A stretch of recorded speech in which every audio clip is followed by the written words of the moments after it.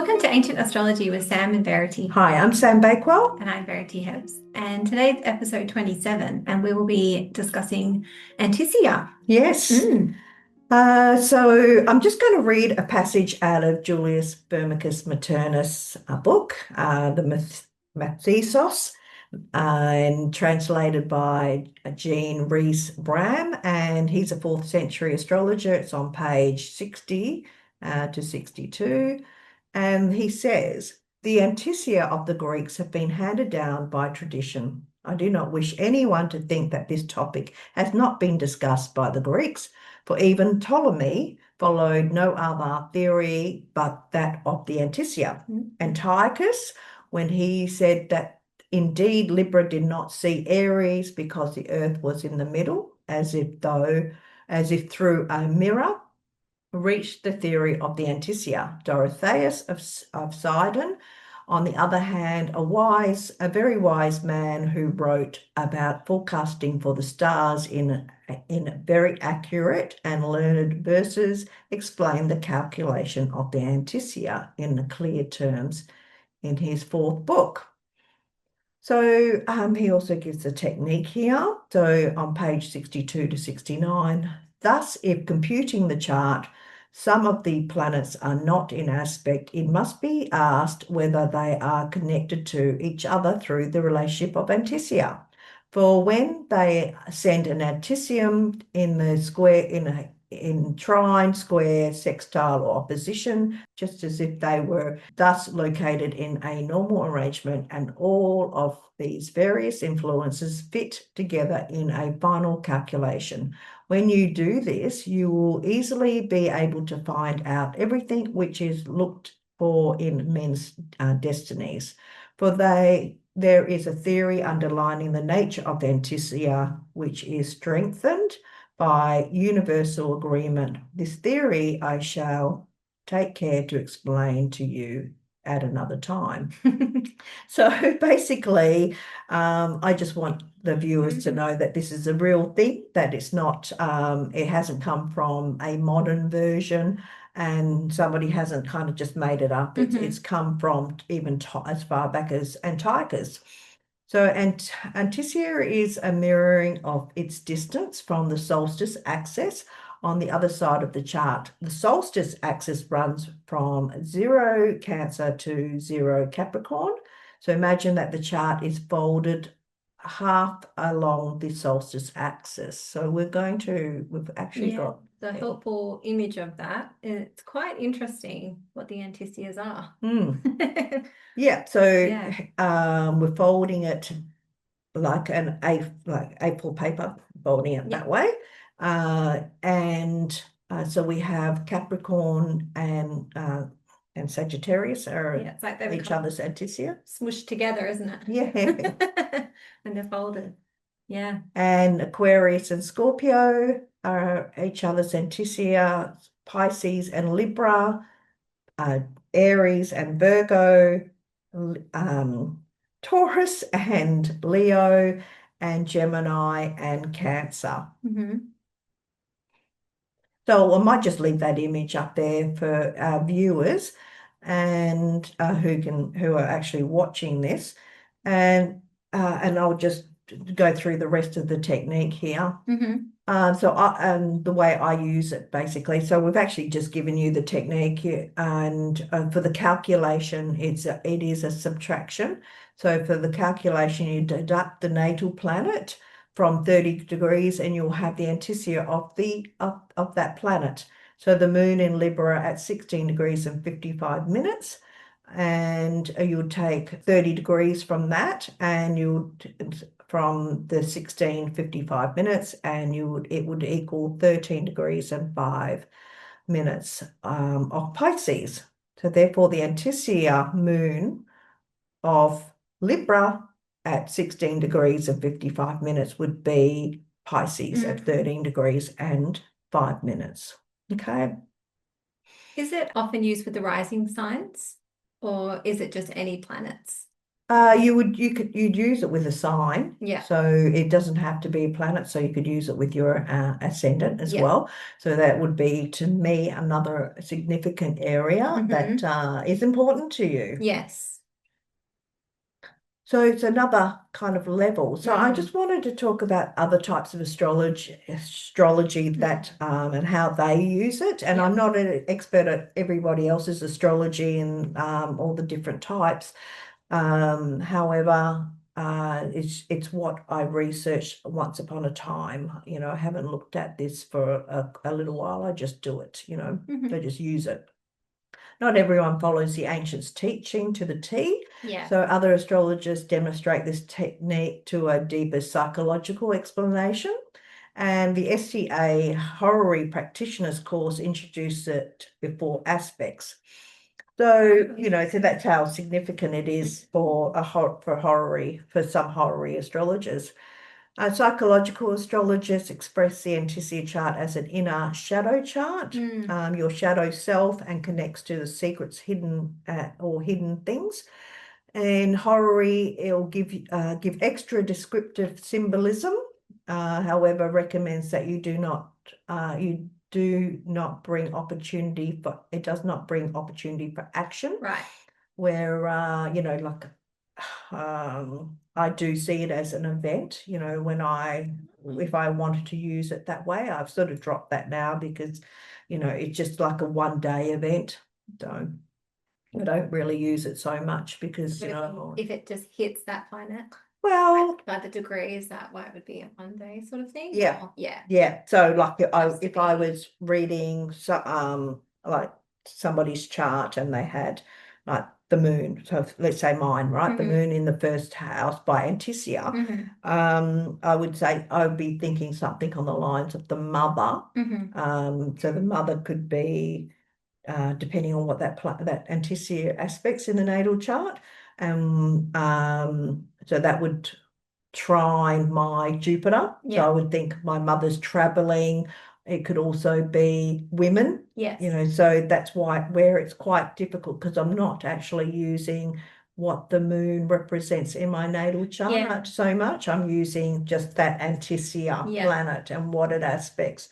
So I just find that it's like it does work for the timing, but it's just, I don't know, it's just so much to pull apart for something that's going to happen for 1 day. Yes.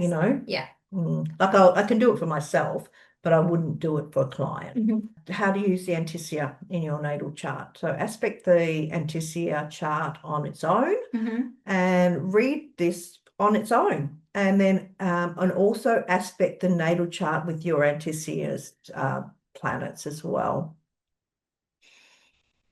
And okay, so to use Antiscia planets to provide additional information, so that's one thing that I use it for, to help with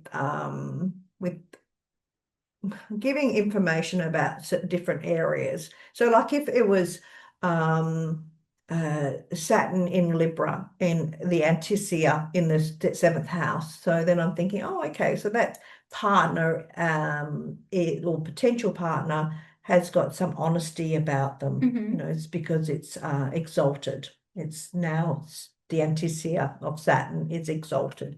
So it gives me another deeper level of the characteristics of certain people in the natal chart. It also gives me insight for events as well, which, like I said, I don't use that as much. And is it useful if you don't have planets in a certain house? Like, for example, mine is Aries rising, so my Antiscia would be Virgo, but I don't have any planets in Virgo. Yeah. So okay. And that would be your what house would that be? my 6th house. 6th house. Yeah. Okay. So that would tell me there would be I mean, you have Mercury in the 1st house anyway, so there is right? that connection. So there's a very much connection about computers and speech and podcasts and all that kind of stuff. Anything mercurial is going to be very significant in your life. Yeah. But now that it's in Virgo, and it's in rulership in the sixth house, so that tells me that you work very hard at these things. Oh, that's actually Yeah. quite nice. Yeah. Yeah, I like that. Yeah. And Instead of my your work, retrograde, would it still be retrograde? Because you know yeah. how I are. Mercury in Virgo, but retrograde. Yeah. And it's quite interesting as well, if you look at it as synastry charts. Like, for Yes. example, you and I, Yeah. because you're a Yep. Virgo Yep. and I'm Aries, our Yeah. suns. Yeah. Yeah, and our Mercuries. Yes, So that's right. yeah, we That's right. Antiscia with that. Yeah, That's quite nice. exactly. Yeah. And that's another thing that you do with synastry. You would look at the Antiscia Yeah. of the person that you're interested in, and if that could be quite helpful as well. Mm-hmm. So they are something that is quite significant in your natal chart. So we were talking about my moon before we started filming, and I was saying to you that these women were really important in my life, and I had years of connection with them as a child and as a teenager. And so age 16 to 20 would have been one woman, and pretty much most of my childhood, right up until I was 16, right up until I was in my mid-20s, was another woman, and both of them were tarot readers. Mm. And both of them were used their intuition a lot. Both of them were a very key mother figure in my life as well. So Yeah, money from Pisces. yeah, so Yeah. these women were important to me. And then, of course, I guess the type of work that I do is divination as well, even Yes. though, it's through symbols and calculations and things like that. So, it's very mercurial astrology, Yes. but there is that divination type of thing, which I have been very interested in. Before astrology, I was always going to see somebody to have my cards read, Yeah. or a medium or somebody like that, or healer, spiritual healers. So yeah, so that's a one way of reading it. And if you look at my ascendant, right? So my ascendant is now, like my Antiscia ascendant is in, because we were talking about the ascendant and Yeah. points, and can you do the same thing? Yes, you can. So now it's in my eighth house. So Mm. I mean, there's a lot to be said about that, my ascendant. So that's my rising Antiscia. So it's quite Yeah. So it significant. becomes exalted, which is kind of nice. Well, the If Saturn becomes exalted. yeah. So Saturn becomes exalted also. So this is a my husband's finance area. Mm. So, I would say I am very supportive with Mm. his finance and how he makes his money and the time that he needs, to do it. He does a very honest kind of work, Yeah. where all he's doing is laying blocks and, limestone and paving, and, it's his own business, but it's hard, heavy work. Yeah. Yeah. So we have this also, to read in the natal chart, and just gives you extra information. All right. And now I've got Antiscia planets in my money house, which I Nice. didn't have before, and And the exalted. significance of finance, right? Yeah. And okay, so I already have the sun in the seventh house, and the exalted ruler of Aries, Mm-hmm. is my second house. And so there's already that statement with husband money, Yes. right? So my husband does support me with Mm-hmm. financially, and he is very generous with money. So if he's got half, he gives me half. Mm. And so we've never had a problem with his money and my money or anything like that. So, but also we have the sun, my Anticius sun in this area. So that's going to be other things as well. It's not just going to be, the seventh house is my customers. Yeah, it's my open enemies as well, Mm-hmm. but I don't have a lot to do with my open enemies. Mm-hmm. So, but anyway, it's my clients as well, and probably because it's other people, it could be students as well. I always do look at this seventh house as my students, even though the ninth house is education, things like that. It's still they're still other people, right? Yes. And okay, so we won't keep going on. I don't need to be standing here, sitting here delineating my natal chart, No, but because it's that's a bit interesting. boring for a lot of Yes. people. But Is there a tool? Was it Solarfire? Solarfire, was it that you can do this on? Solidify, yeah, Yeah. yeah. So that would be if someone at home has access to that Mm. software, that would be cool to do. Or just try the folded I paper think technique other and free they might, software would yeah. have Antiscia as well, hmm and They can fold their chart in half and have a look using yeah, the diagram you gave. So yeah, yeah, have a look and see what yeah, that means. Yeah, it yeah. could be interesting to see how your chart looks Well, mirrored.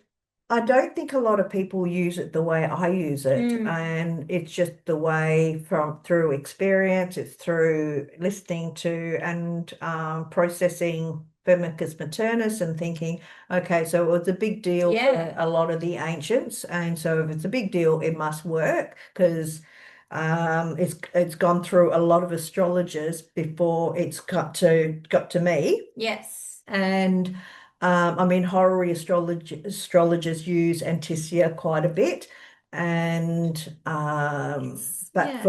for me, being a natal astrologer, I also look at it for um, different characteristic traits for Yes. different people. I mean, and it is interesting, isn't it? Kind of like the whole shadow side of us. I kind of can understand that saying of it because, yeah, we've got our characteristics, but then everything you have, there's always another Mm, side to it, isn't there? yeah. And a lot of things, even if you look at how the signs are opposite each other, they are always kind of on the same connecting line. It's just opposite ends, and then you know what Okay, I so mean? like you're saying, like Capricorn opposes Cancer, and Yes. so they But are opposite, but they can still see each other, yes, and there is right? actually, like with Aries and Libra, for example, people Yeah, say Libra is all about yeah, community and relationships. yeah. We're Aries is individual, Capricorn, but that's the and same thing because you've got to find out who you are in a relationship as an individual to mm, then have true, honest relationships with people. So they mm, do relate, but it's mm, like you can't always see it at first, but if you think mm, about it, so it'd be interesting to see like, so for example, Pisces and Libra. So that's like your Antiscia with your rising. mm. Yeah, interesting to see how that works, what their connection is. That what, Well, I think the whole not seeing is yes. probably the bigger thing for Mm, me. Like Capricorn and Sagittarius can't see each other. yeah. Gemini and Cancer can't see each other, but then you've got this Antiscia thing happening, right? Yes. And but I think for me, I don't.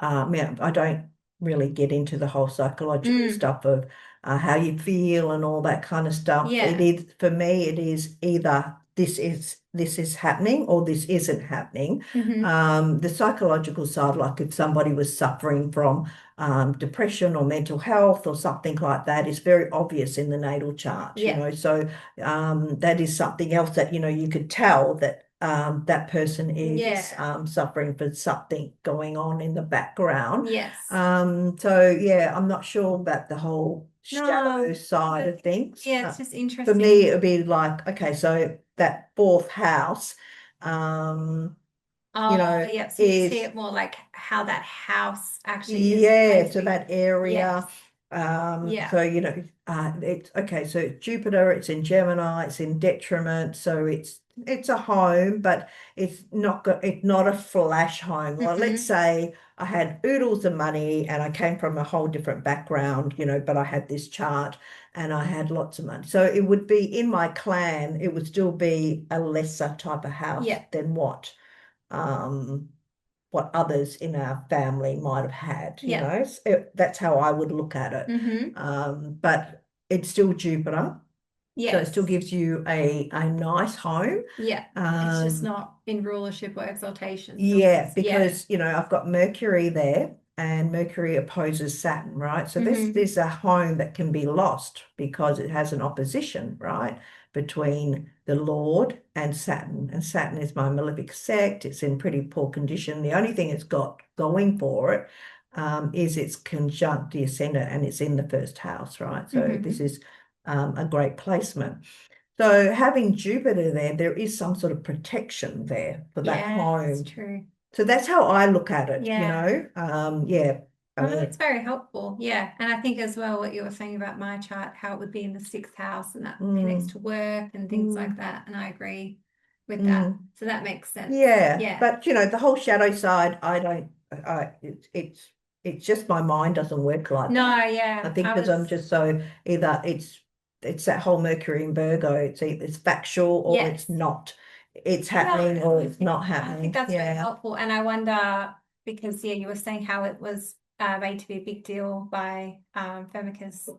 And so it's interesting, yeah, to look at that, why that would have been a Mm. big deal. So I agree. That makes more Yeah, and sense to Ptolemy me. used it, Yes. that he's a second century astrologer and Tychus is way before that. Yes. So, and that's just they wouldn't have used it like a To shadow be, side. no, to be like delving into people's depths of their personalities. It would have been I more think sort I of, think astrology does that anyway, yes, delves into the depth of their yes, personality. yeah. So So for and it to I be so yeah, useful and I in a don't reading. see for me because once you know how to read a chart, there is no shadow side to somebody. Mm-hmm. They might keep certain things to themselves, But you can still see but it. you can still see that that's their personality type that they keep Yes. this in their background, Yes. like Yes. they they keep secrets or Yes. they keep certain things to themselves or they have a fear of men or whatever. Mm-hmm. So, or they don't trust men. Mm-hmm. So you can see all these things in the natal chart. So Mm. yeah, so I don't know. I think I don't agree.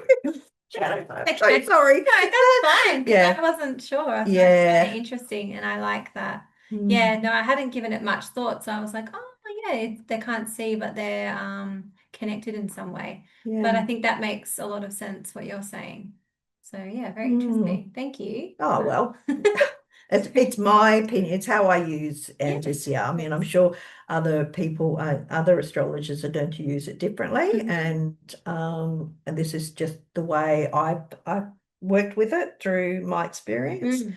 And yeah, I don't use it a great deal for people for readings or anything like that. Yeah. I mean, I always would do a a natal chart and their Antiscia chart for a reading, but Yeah. I don't actually read it to them. I'll just go, oh, okay, so they've got a planet, an Antiscia planet in that chart, so in their first house, or they've got this Antiscia there making an aspect to one of their lords of their ascendant, Hmm.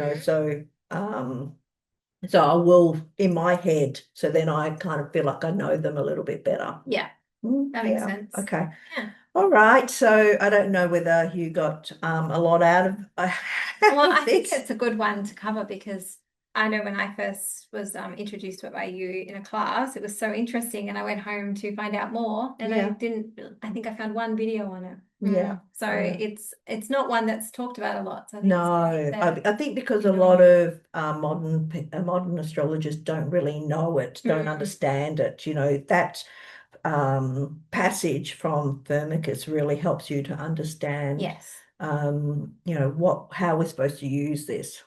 Yes, and like you said before, how it was used a Mm, long, long time ago. So mm, it's not mm. just something that's been made up. I think Yeah. that's an important thing Yeah, to I had know. a Mm. student who studied modern astrology for most of her life, and then she came and studied with me for a little while, and she did the foundation course, and she does uses perfection, and she uses Fidaria and all that kind of stuff now.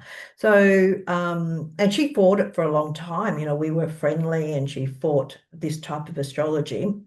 And then when she rang me up not long ago and asked me about Antiscia, she was like, oh, nobody's ever explained it Mm. like that, or used it that I know has used it like that, but it makes perfect sense, Yes. once you've articulated it, Yeah. and you understand it. Yeah, So, I okay. agree. Right. I hope you enjoyed that. Yes. And if you have any queries and you found it really confusing, you can send us a message, Yeah. and we can maybe help pull that apart a little bit better. That's our first time discussing Antiscia, and it is a it's an easy method, but it's still a big topic, Yeah. Yeah. Yeah. So anyway, I hope you enjoyed that. Please like and subscribe, and we'll talk to you next time. Thanks. See ya. Bye. Bye.